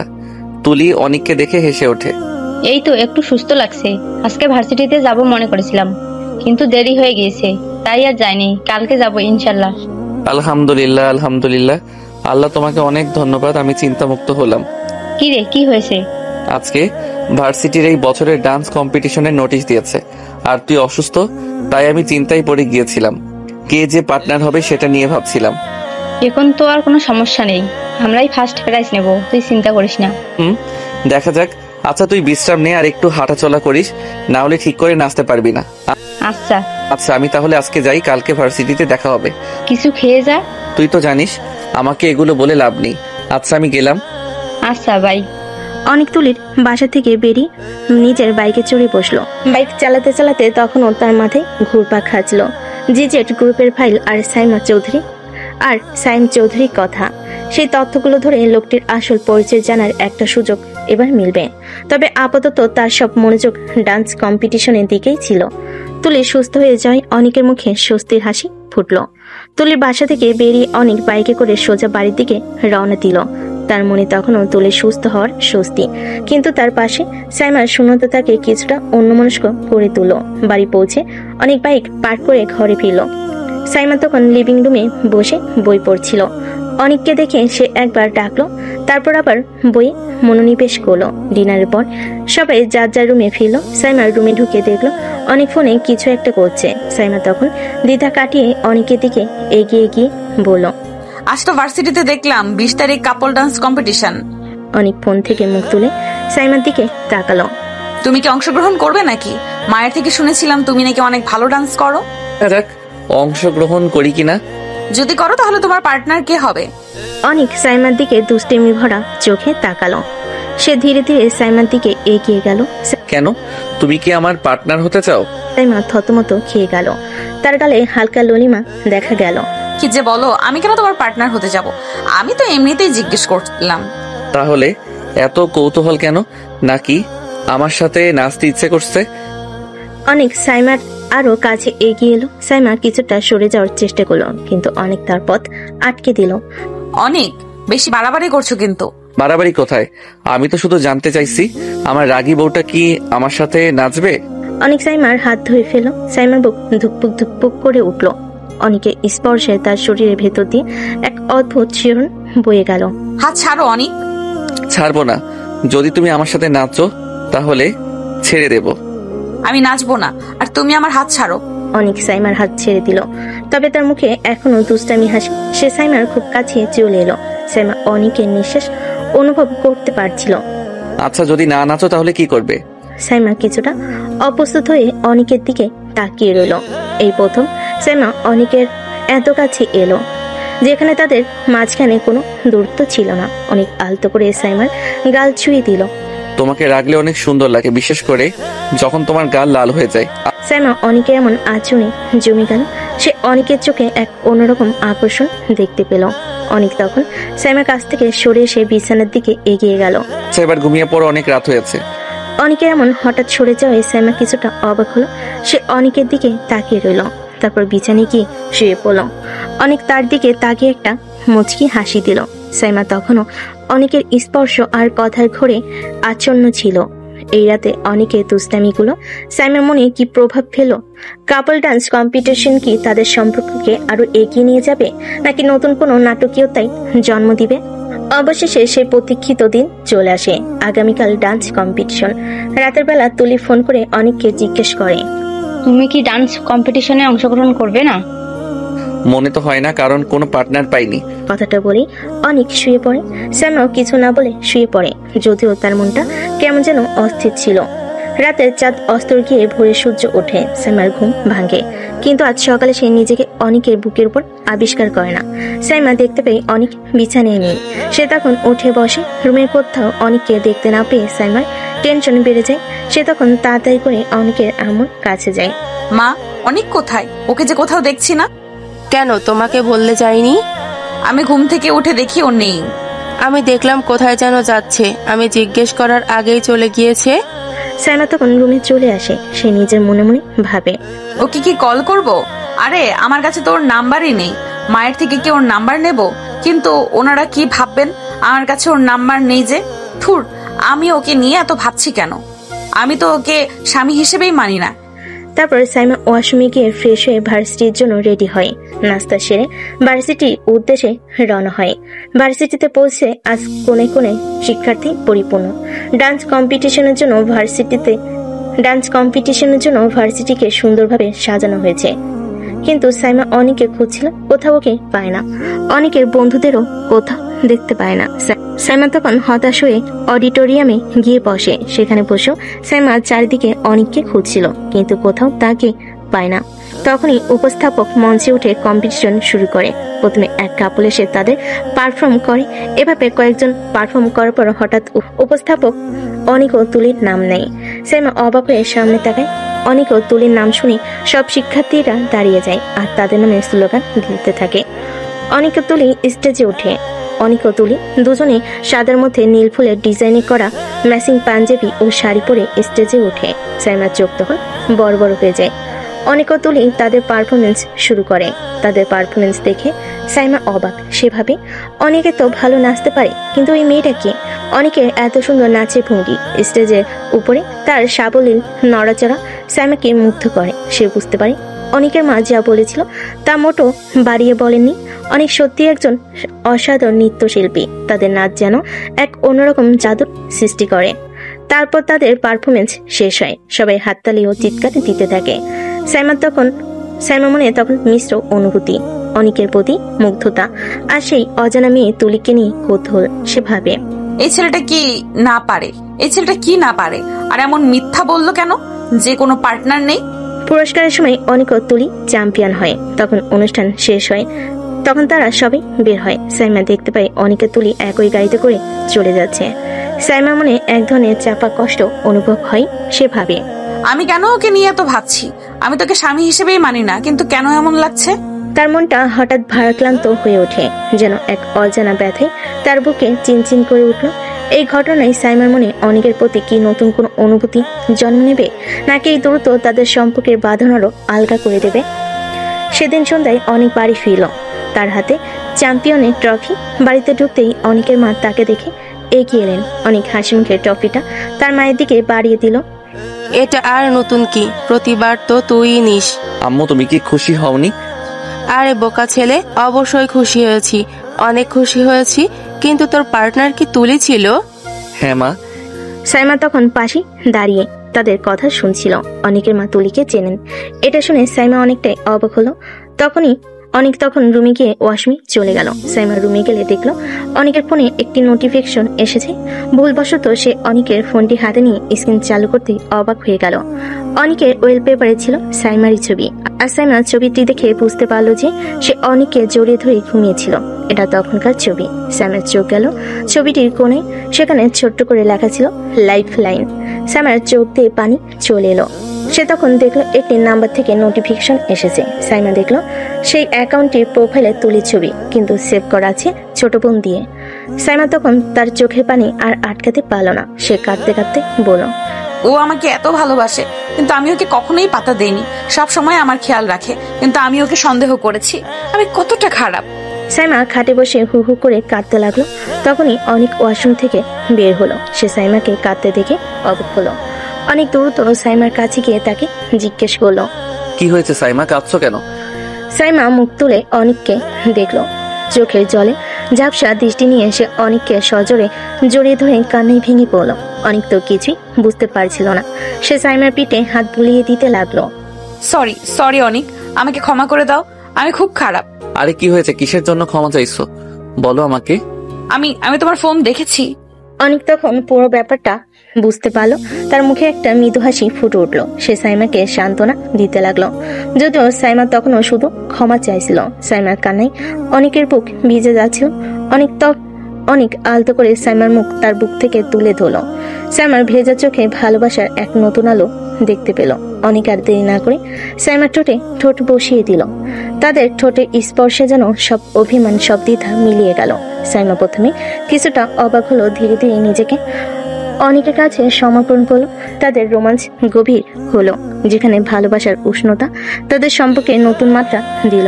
অনেকের হাত সাইমার কোমর জড়িয়ে ধরলো, আর সাইমা অনেকের গলায় হাত রেখে তাকে আরো নিবিড়ভাবে আঁকড়ে ধরলো। এই চুম্বন শুধু দুটি শরীরকে নয়, দুটি আত্মাকে মিলিয়ে দিল, যা এতদিন ভুল বোঝাবুঝি আর রহস্যের আড়ালে ঢাকা ছিল। তাদের হৃদয়ের স্পন্দন যেন এক হয়ে গেল। সাইমা অনেকের ঠোঁট ছাড়ার কোনো নামগন্ধ নেই। অনেক সাইমাকে কোলে নিয়ে বিছানায় নিয়ে যায়। সাইমা অনেকের মাথা শক্ত করে ধরে তার ঠোঁটে ঠোঁট বসিয়ে রাখে। সেই রাতের গভীর ভালোবাসার পর সাইমা আর অনেকের সম্পর্ক যেন এক নতুন মন নিল। এতদিন ধরে যে অদৃশ্য দেওয়াল তাদের মাঝে ছিল, তা যেন ভেঙে খান খান হয়ে গেল। পরের দিন সকালে সাইমার ঘুম ভাঙতে সে নিজেকে অনেকের বুকের উপর আবিষ্কার করলো। অনেকের হাত তখনও তাকে আলতো করে জড়িয়ে রেখেছে। সাইমা অনেকের দিকে তাকালো, তার মুখে এক মুগ্ধতার হাসি। এই প্রথম সে অনেকের স্বামী হিসেবে অনুভব করলো, ভালোবাসার এক গভীর টান অনুভব করলো। অনেকের ঘুম ভাঙলে সে দেখলো সাইমা তার দিকে তাকিয়ে হাসছে। অনেকও সাইমার দিকে তাকিয়ে হেসে উঠল। সুপ্রভাত বউ, কি ব্যাপার আজ খুব খুশি দেখাচ্ছে? সাইমা লজ্জা পেয়ে অনেকের বুকে মুখ লুকালো। ইস, কি বলো, সব তোমার দোষ। আমার দোষ? কিসের দোষ? সবকিছুর। আমি ভেবেছিলাম তুমি একটা পিচ্চি, কিন্তু তুমি তো।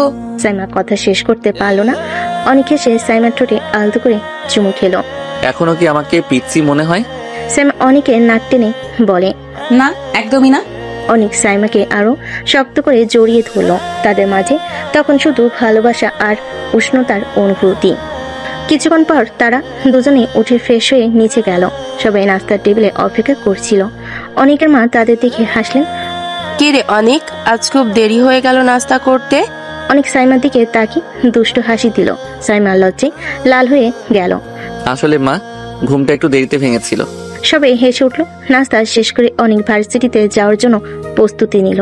সাইমা তখনও তার পাশে দাঁড়িয়েছিল। আজকে কি তুমি বাইকে যাবে? হ্যাঁ, কেন? আমিও তোমার সাথে যাব। কি ব্যাপার, কালকে তো ড্রাইভারের সাথে গিয়েছিলে, আজ আবার আমার সাথে? অনেক সাইমার দিকে তাকিয়ে দুষ্টুমি করে চোখ মারলো। আচ্ছা ঠিক আছে, তাহলে তৈরি হয়ে নাও। সাইমা দ্রুত তৈরি হয়ে এলো। অনেক বাইক বের করলো। সাইমা বাইকের পিছনে উঠে অনেকে শক্ত করে জড়িয়ে ধরলো। এই প্রথম তাদের যাত্রা ছিল ভালোবাসার, যেখানে কোনো দূরত্ব ছিল না। ভার্সিটি পৌঁছে তারা বাইক বাইক পার্ক হলো। ক্লাসের দিকে হাঁটতে হাঁটতে সাইমা হঠাৎ অনেকের হাত ধরে ফেল। অনেক অবাক হয়ে সাইমার দিকে তাকালো। সাইমার মুখে লাজুক হাসি। একটা কথা জিজ্ঞেস করব? হ্যাঁ বলো। তুমি কি কাজ করো? তোমার পরিবারও তোমার কাজের ব্যাপারে কিছু জানে না, তাই না? সাইমার প্রশ্নে অনেক থমকে গেল। তার মুখে মুহূর্তে হাসি মিলিয়ে গেল। তার চোখে ফুটে উঠল এক ধরনের গভীর চিন্তা রেখা। সাইমা অনেকের মুখের দিকে তাকিয়ে বুঝলো সে এমন কিছু জিজ্ঞাসা করে ফেলেছে যা অনেক সহজে বলতে চায় না। প্লিজ সাইমা, এখন না, আমি সময় হলে সব বলবো। সাইমা তখন আর অনেককে জোর করে না। অনেক সাইমার কাছ থেকে বিদায় নিয়ে অনেক তার ক্লাসের দিকে যাচ্ছিল। তখনই তার ফোনে একটি নোটিফিকেশন আসে। অনেক নোটিফিকেশনটি ওপেন করতে তার চোখ বড় বড় হয়ে যায়। হ্যাঁ, তার সন্দেহটাই ঠিক। জিজেড গ্রুপের লিডার আর কেউ নাই, সাইমার বড় ভাই সাইম চৌধুরী। অনেক একটা রহস্যময় হাসি দিয়ে ফোনটা তার পকেটে রেখে ক্লাসে গিয়ে বসে। তারপর একের পর এক ক্লাস চলছিল, কিন্তু অনেকের আজ ক্লাসে মন নেই। তার মন তখন সাইম চৌধুরীকে নিয়ে তৈরি হওয়া নতুন রহস্যের জট খুলতে ব্যস্ত। সাইমার ভাইয়ের সাথে জিজেড গ্রুপের সংযোগ অনেকের কাছে এক নতুন চ্যালেঞ্জ। সে ভাবতে থাকে এই পরিস্থিতিতে কিভাবে পদক্ষেপ নেওয়া যায়। ভার্সিটি শেষ হলে অনেক বেরিয়ে দেখতে পায় সাইমা তার জন্য দাঁড়িয়ে আছে। অনেক তখন সাইমার কাছে যায়। কি ব্যাপার, তুমি আমার জন্য অপেক্ষা করছো? হ্যাঁ, তোমার সাথে তো যাব বলেছি। তারপর তারা বাইকে করে বাসার উদ্দেশ্যে রওনা হয়। বাসায় আসার সময় সাইমা বলে, এই শোনো না, আব্বু আম্মু আমাদের সবাইকে দাওয়াত করেছে, সবার যেতে হবে। তোমার ভাইয়া কি বাড়িতে থাকবে? অনেকের প্রশ্নে সাইমা কিছুটা অবাক হয়। হ্যাঁ, কিন্তু কেন? না, এমনি। আচ্ছা, তাহলে যেতে যেহেতু বলেছে তাহলে যাব, সমস্যা নেই। কিন্তু গিয়ে যদি তুমি তোমার আসল কাজের কথা বলে চলে আসো তাহলে কিন্তু খারাপ হয়ে যাবে। আরে না না, কি যে বলো, এমন কিউট একটা বউকে রেখে কোথাও যেতে কি ইচ্ছে করে? অনেক সাইমার কথাই হাসে।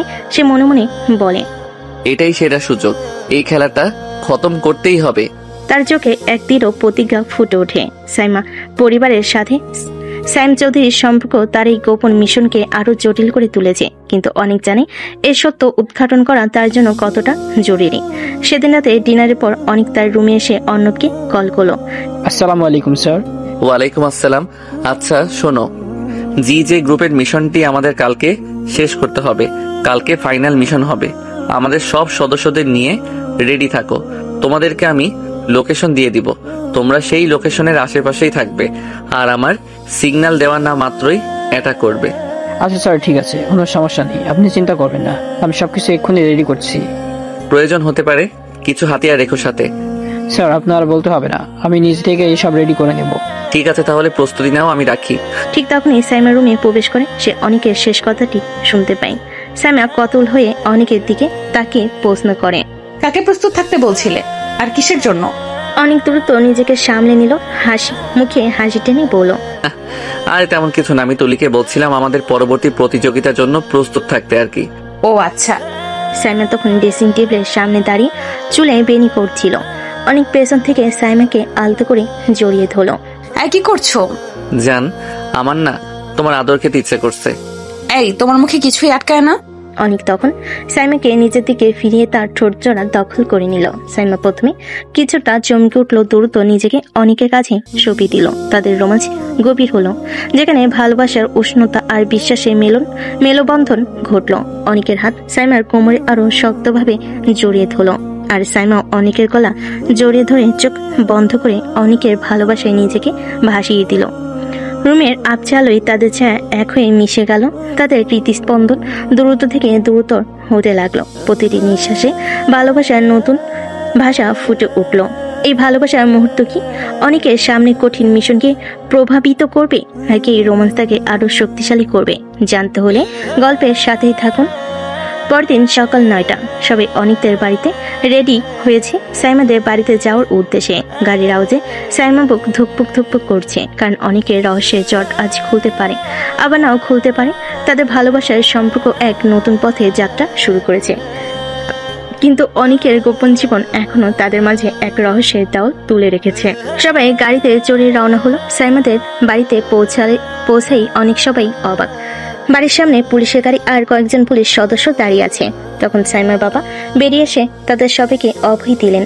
আরে কেউ ভয় পেও না, আসলে সাইম একটা ছেলেকে পুলিশের হাতে ধরিয়ে দেওয়ার জন্য পুলিশ ডেকেছে। কি করেছে ছেলেটি?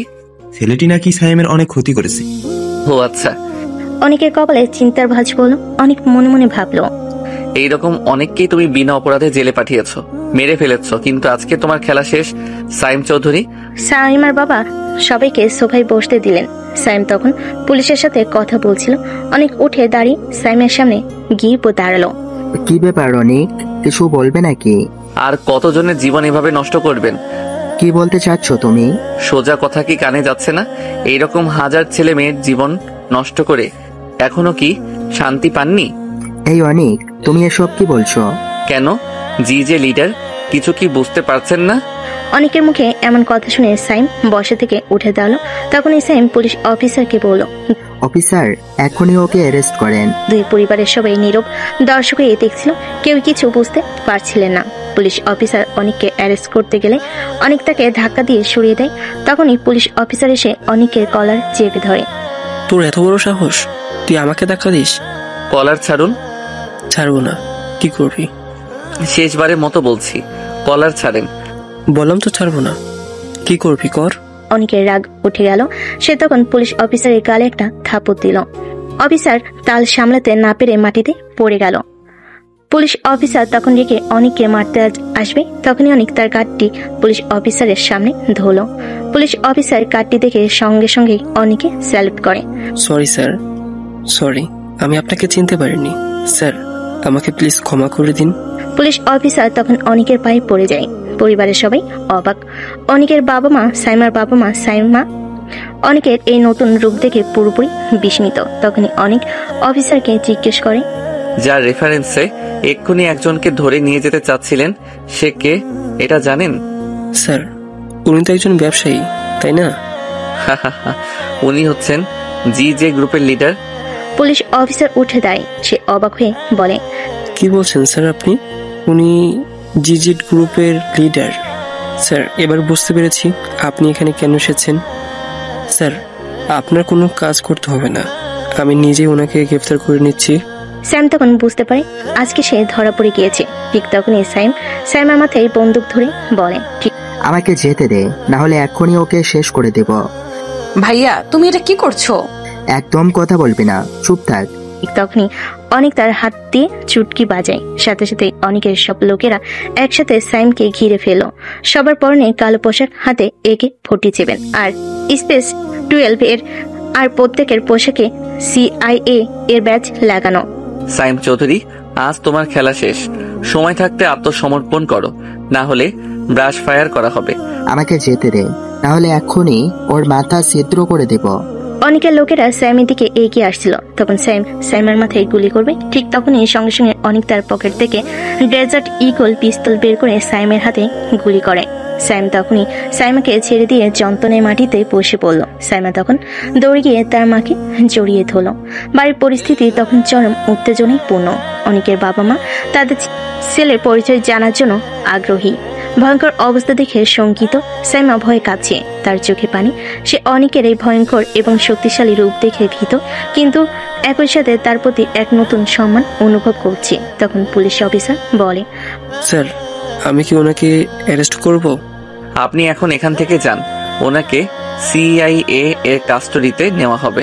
পুলিশ অফিসার তখন অনেককে স্যালুট করে তার লোকেদের নিয়ে চলে গেল। অর্ণব এগিয়ে এলো। স্যার, ওনাকে কি নিয়ে যাব? ঠিক, হ্যাঁ নিয়ে যাও, আর NSI হেড অফিসে জানিয়ে দাও জি যে এর লিডার ধরা পড়েছে, আর বাকি কাজ ওনাদের করতে হবে। ঠিক আছে স্যার। তখন অর্ণব বাকিরা অনেককে স্যালুট দিয়ে সেখান থেকে চলে গেল। সাইমা অনেকের দিকে তাকালো।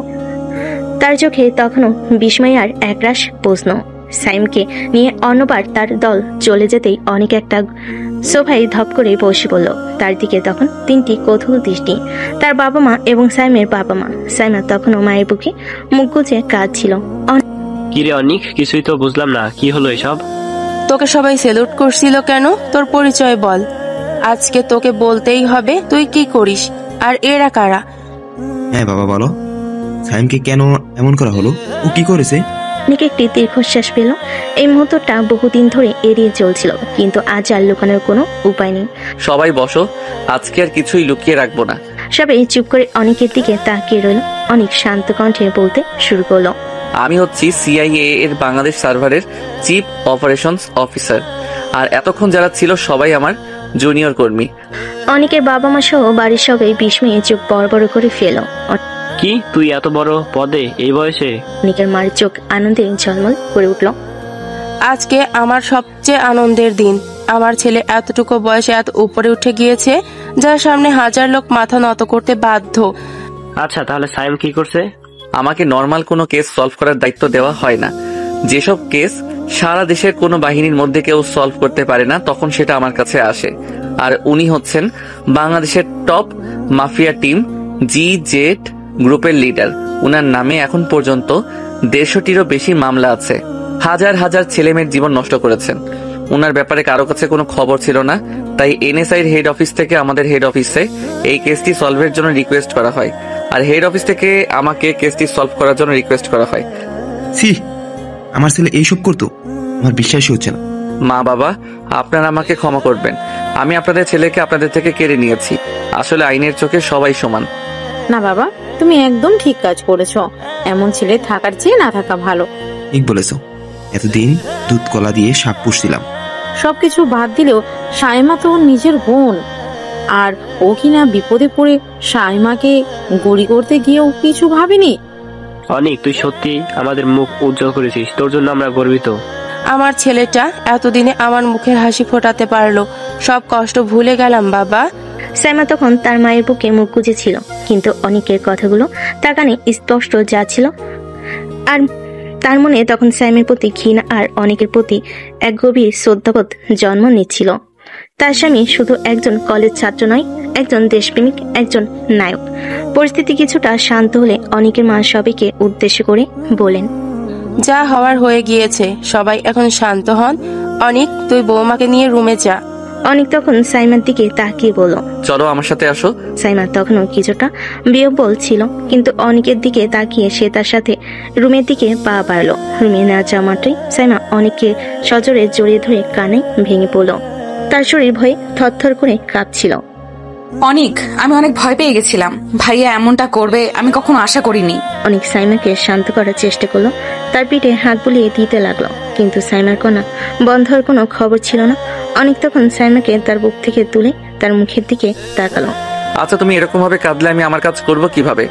সাইমা তার চোখের পানি মুছে অবাক হয়ে বলল, কি কাজ? এতক্ষণ মারামারি করে এখন রুমে আসলাম, একটু রোমান্স করলাম, আর তুমি শুধু কাঁদছো। মুডটাই তো খারাপ হয়ে গেল। অনেকের কথা শুনে কান্নার মাঝে সাইমা হেসে ফেল। অনেক তখন সাইমার দিকে তাকিয়ে হাসলো, তারপর তাকে আরো কাছে টেনে নিল। সাইমা এবার আর নিজেকে দূরে সরালো না, অনেকের বাহুটরে নিজেকে সঁপে দিল। অনেকের ঠোঁট সাইমার ঠোঁট ছুঁয়ে দিল, এবং তাদের ভালোবাসার গভীরতায় রোমাঞ্চ আরো বাড়ে। সেই মুহূর্তে ভয়, আতঙ্ক সবকিছু ছাপিয়ে ভালোবাসা তাদের মাঝে এক নতুন সেতু তৈরি করলো। সাইমা অনেকের মধ্যে খুঁজে পেল তার আশ্রয়, তার নির্ভয়ে ঠিকানা। অনেকেও সাইমার জীবন, ভালোবাসা, বিশ্বাস আর ত্যাগের এক নতুন অধ্যায়ের সূচনা করলো। অনেকের সাহসী পরিচয় আর সাইমার ভালোবাসা তাদের সম্পর্ককে এমন এক উচ্চতায় নিয়ে গেল যেখানে কোনো রহস্য বা বাধা তাদের বিচ্ছেদ ঘটাতে পায়নি। অবশেষে ভালোবাসার জয় হলো, আর তাদের জীবন ভরে উঠল সুখ আর শান্তিতে। এই গল্পটি আমাদের শেখায় যে কোনো সম্পর্কের ভিত্তি হলো বিশ্বাস এবং বোঝাপড়া। অনেকেও সাইমার মাঝে ভুল বোঝাবুঝি থাকলেও তাদের ভালোবাসা সকল বাধা পেরিয়ে যায়, যা প্রমাণ করে প্রকৃত ভালোবাসা মানুষের বাক্য পরিচয় বা পেশার ঊর্ধ্বে। অনেকের সাহস এবং আত্মত্যাগ দেশের প্রতি গভীর দেশপ্রেমের প্রমাণ। এই গল্পের মাধ্যমে আমরা জানতে পারি জীবনের কঠিন পরিস্থিতিতেও ভালোবাসার শক্তি কতটা অপরিসীম হতে পারে। তো দর্শক, আজকের গল্পটি থেকে এখানেই বিদায় নিচ্ছি, আর অপেক্ষা করুন পরবর্তী ভালোবাসার গল্পের জন্য। সেই পর্যন্ত ভালো থাকবেন এবং লাইক, কমেন্ট, শেয়ার করে আমাদের সাথেই থাকুন। আর নতুনরা কিন্তু সাবস্ক্রাইব করতে ভুলবেন না। আল্লাহ হাফিজ।